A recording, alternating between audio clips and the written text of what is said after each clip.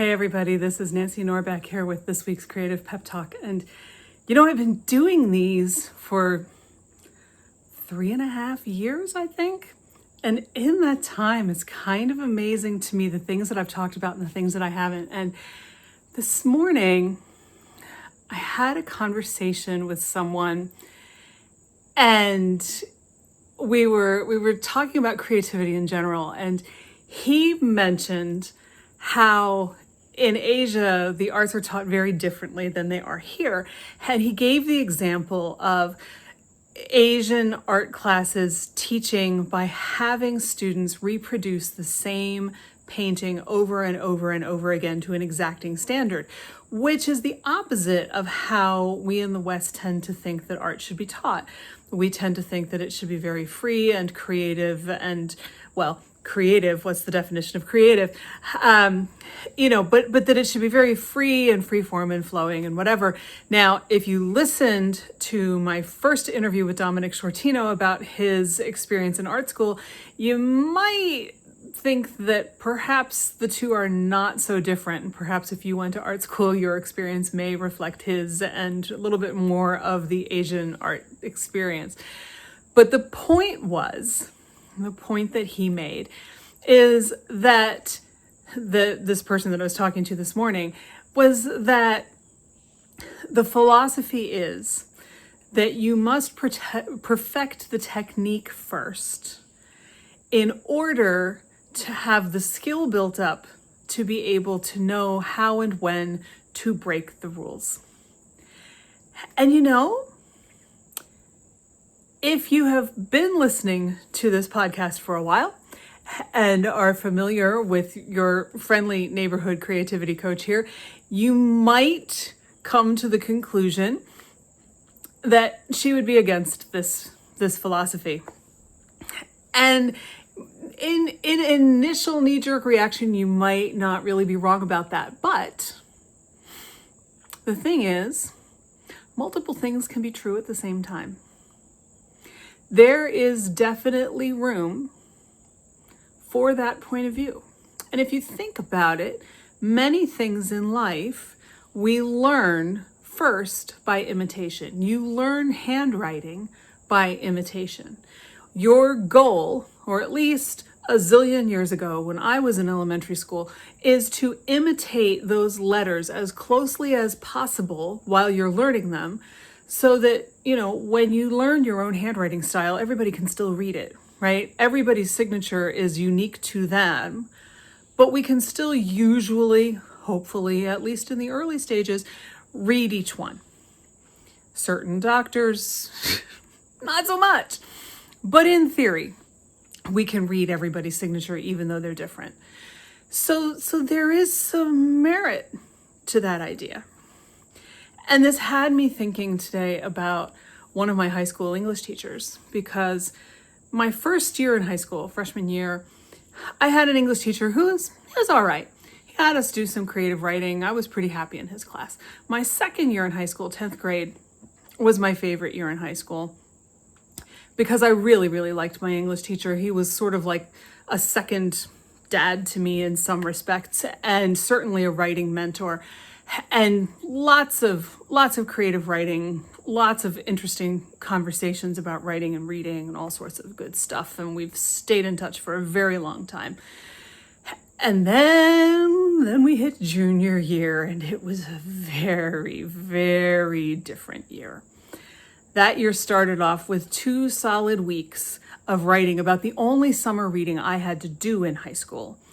So first of all, that was a strike against this teacher before we even started the year. And the summer reading that we did led to a couple of essays, which then became the basis of the most rigorous grammar boot camp of my entire life. To say that my class was thrilled about this would be one of the biggest overstatements in the history of the universe. And after the last couple of years, that's saying something. So we suffered through this, though I have to say, to his credit, that for the first time in my life, I really truly knew which grammatical terms went with which grammatical constructions. So fair play to him for that. Now, how useful is that in the real world? I don't really know. I'm the kind of kid, was the kind of kid, maybe still am, and the kind of writer who just kind of instinctively understood how these things worked.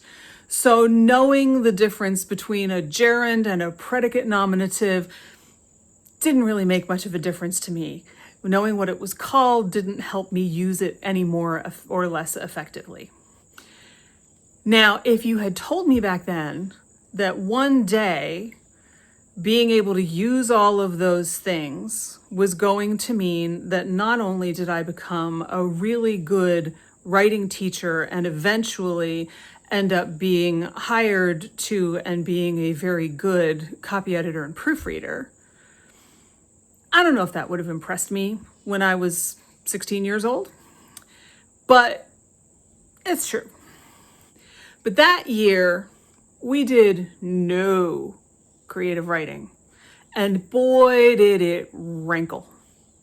I mean, to say that I hated that year's class would be a gross understatement. I mean, I hated that class. You know, when I think back to that class, I just imagine myself shooting invisible daggers out of my eyes the entire time I was in that class, which is why I will not name this teacher to protect the guilty.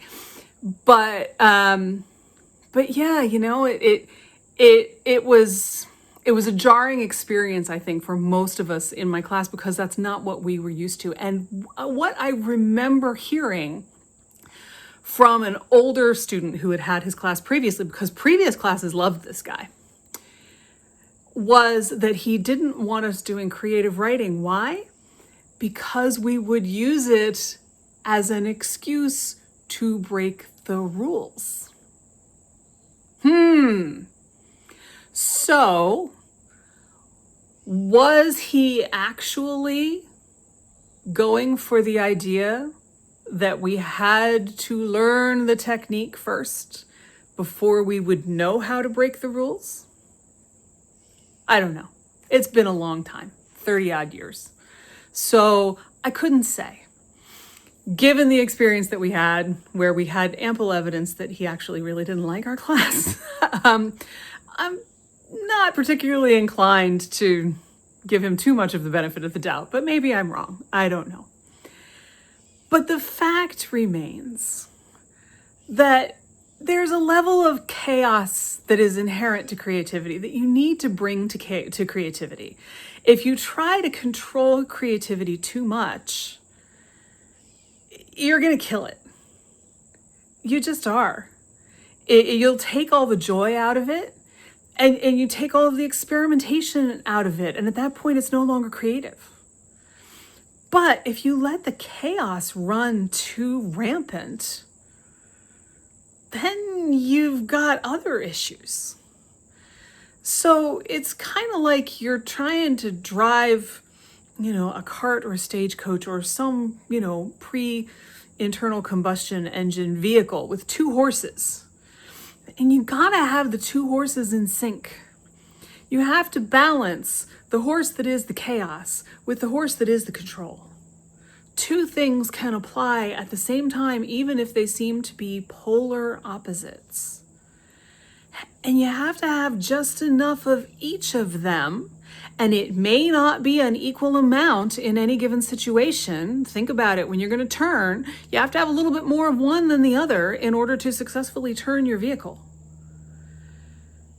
But you have to have the right balance in order to make it go, in order to make it work, and in order to make it happen without either grinding your vehicle to a halt or turning it over in the middle of a street or over a canyon, right?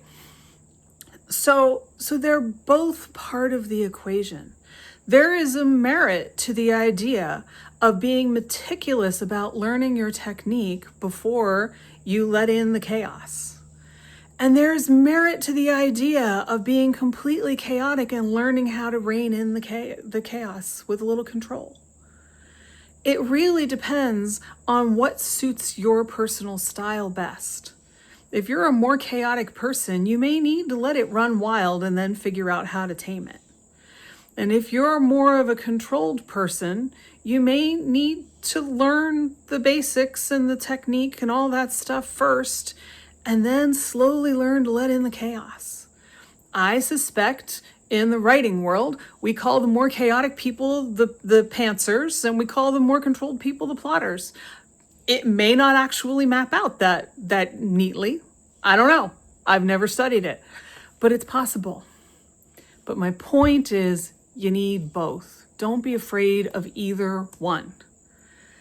So if you've been afraid to be a little more controlled, maybe give it a try. If you've always been super controlled and you're afraid to be a little bit more chaotic, let a little chaos in and see what happens. It's probably not going to be the end of the world either way. And it's always good to try something new and see what it brings to your process and what you can learn from it. And it may be that you've done a little too much, and that's okay too. You can always scale it back. You can always try just a little bit more. That's why we talk about small steps. And we talk about learning from failure. So give it a whirl. Two things can be true and even necessary at the same time, even from opposite ends of the spectrum. And they will enhance your process as long as you don't let them get too out of hand. So let me know how it goes. And with that, I'll see you next time.